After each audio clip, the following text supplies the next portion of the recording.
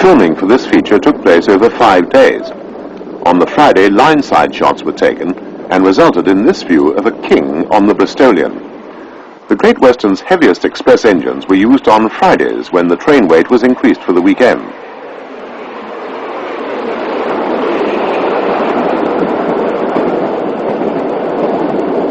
Inside, the guard makes up his log. All trains were recorded in this way, information on running being compiled from this data together with signalmen's logs in the age before computers.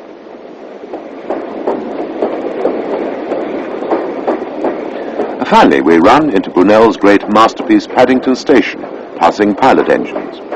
From the platform, we see the other double-chimneyed castle, Earl of Mount Edgecombe, arriving with the Crack Express.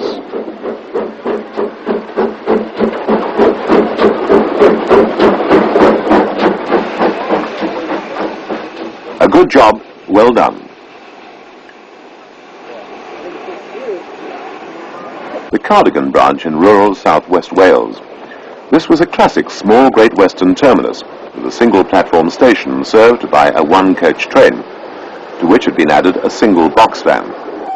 Note the various railway staff in their uniforms. Even a small station like this had a station master, a porter, ticket office staff, signalmen, shunters, and so on. These handled a train service of 4 trains a day, taking 1 hour 40 minutes to travel 27.5 miles to the main line junction at Whitland.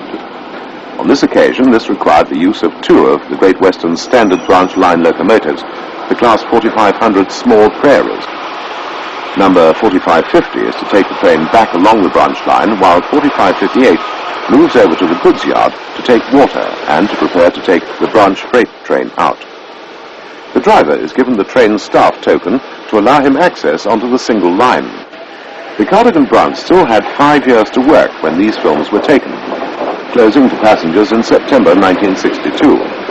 However, the original reason for many branch lines was freight traffic, the Cardigan branch starting life as a mineral railway. As can be seen by the length of this pickup goods train, freight was quite substantial until the road lorry, with its inherent flexibility, made heavy inroads.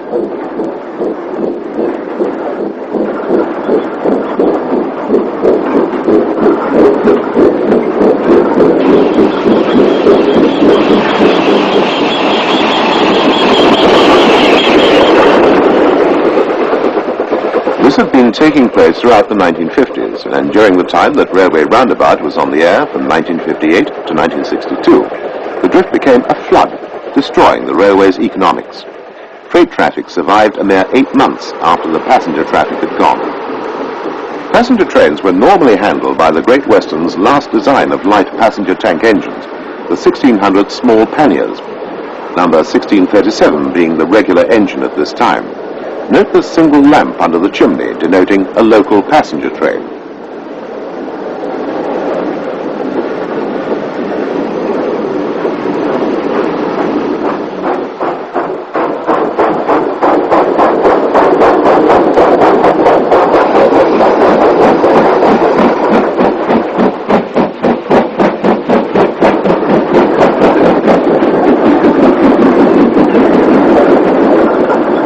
The last wagon on the goods train is the guard's van, this being the characteristic Great Western style of van with a single. West of Cardigan lies Fishguard Harbour, the principal port for sailings to Southern Ireland. The ship arriving is the St. David, a 1950s replacement for the original ferry of that name, provided in 1906 when the Great Western Railway formally opened its new extension railway from Clarbeston Road to Fishguard Harbour. This was at the height of ocean-going travel, when transatlantic liner competition was at its most intense, and Irish emigration to the United States was at full flow.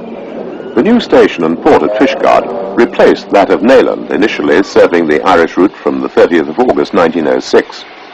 Ships berthed alongside the station, from where boat trains ran to Paddington, and still do today. This is Knowsley Hall, waiting with the stock of the capital's United Express, a portion of which served Fishguard.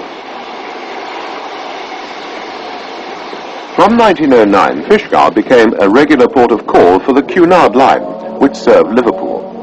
Liners such as the Lusitania and Mauretania made their first landfall at the harbour, and fast ocean liner expresses ran direct to London to try to make the fastest run from New York to London. By 1958, Fishguard was serving the Irish traffic with night services to Rosslare, daily in summer and every 2 days in winter, and daytime services to Cork and Waterford on alternate days. The Waterford service was to cease the following year. Once again, we see evidence of the railways losing traffic to the roads. The car ferry services had increased during the 1950s, although the days of drive-on, drive-off ferries were yet to come. This Jaguar Mark I is as much a symbol of the 1950s as the container wagon behind it, the first flowering of the railway's bid to cooperate with road transport, which was to develop into the freightliner concept of today. The railway was single-track for the first few miles from Fishguard and commenced with a stiff gradient, necessitating banking from the harbour station. It was then double-track throughout and maintained as a main line. Local traffic was not significant.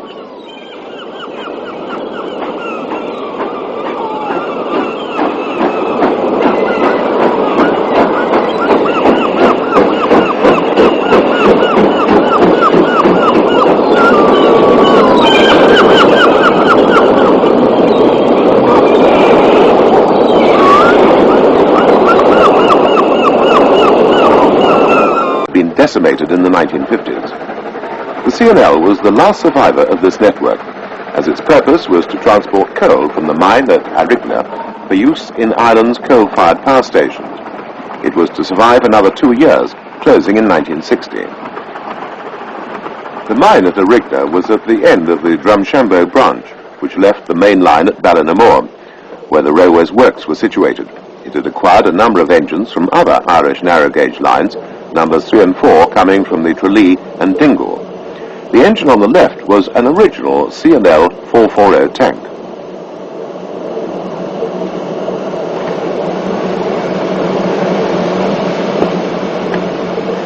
In the station we see the Arigna branch train, a mixed waiting for the coal train we saw earlier to arrive.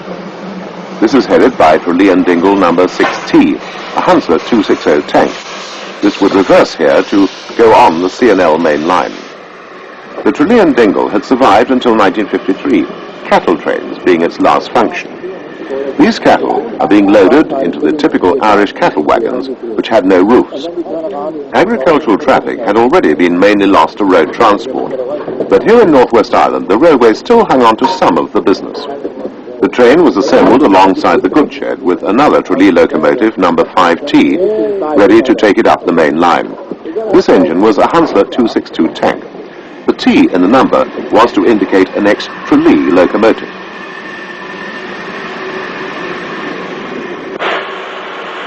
The branch train is held to await a mainline one from Dromod, behind a former Cork, Blackrock and Passage 242 tank. Dromod was on the Sligo to Dublin main line, and the C&L formed a link between that line and the Great Northams line to Belfast. Once again, the train is a mixed passenger and freight train. Rural Irish communities in the 1950s were very poor and still relied on rail transport, but not for much longer. And then we turn around and put a bit of coal on it.